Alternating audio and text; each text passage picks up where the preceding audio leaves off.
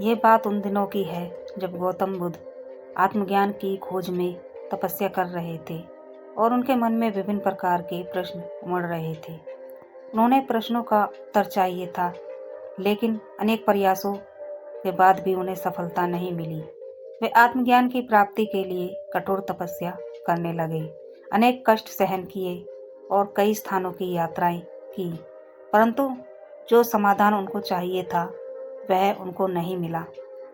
एक दिन गौतम बुद्ध के मन में कुछ निराशाजनक विचार आने लगे और वो सोचने लगे कि धन, माया, मोह और संसार भी समस्त वस्तुओं का भी त्याग कर दिया, फिर भी आत्मज्ञान की प्राप्ति नहीं हुई, और क्या मैं कभी आत्मज्ञान प्राप्त कर सकूंगा और मुझे आगे क्या करना चाहिए।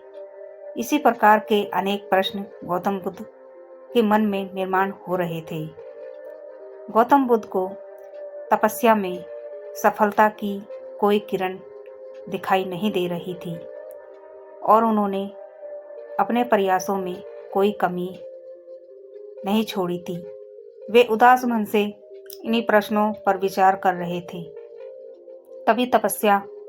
तभी इसी दौरान उन्हें प्यास लगी और वे अपने आसन से उठकर जल पीने के लिए सरोवर के पास गए।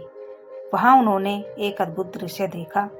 वहां एक गिलहरी अपने मुंह में कुछ फल लिए सरोवर के पास आई और फल उसके मुंह से छूटकर सरोवर में गिर गया। उसने देखा कि फल पानी की गहराई में जा रहा है।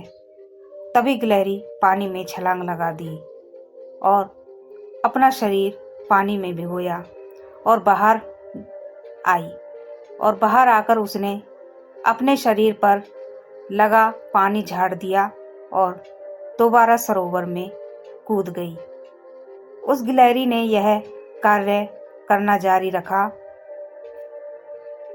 बुद्ध उसे देख रहे थे, लेकिन गिलहरी इस बात से अनजान थी और वह लगातार अपने काम में जुटी हुई थी। तभी बुद्ध सोचने लगे, ये कैसी गिलहरी है जो सरोवर का जल कभी नहीं सुखा सकेगी। लेकिन इसने हिम्मत नहीं हारी और वह पूरी शक्ति लगाकर सरोवर में खाली करने में जुटी हुई है। अचानक गौतम बुद्ध के मन में एक विचार का उदय हुआ। यह तो गिलहरी है, फिर भी यह अपने लक्ष्य को प्राप्त करने में जुटी हुई है और मैं तो मनुष्य हूँ। आत्मज्ञान प्राप्त नहीं हुआ तो मन में निराशा भाव आने लगे। अब मैं पुनः तपस्या में जुट जाऊंगा। इस प्रकार गौतम बुद्ध ने गिलहरी से शिक्षा प्राप्त की और तपस्या में जुट गए। एक दिन वो आए और जिस दिन उन्हें आत्मज्ञान प्राप्त हुआ। बुद्ध की एक शिक्षाप्रद कहानी से हमें यह सीख मिलती है कि जीवन में हमें सफलताओं की वजह से कभी हार नहीं माननी चाहिए। ये जो असफलताएं आती हैं उनसे हमें सीख लेना चाहिए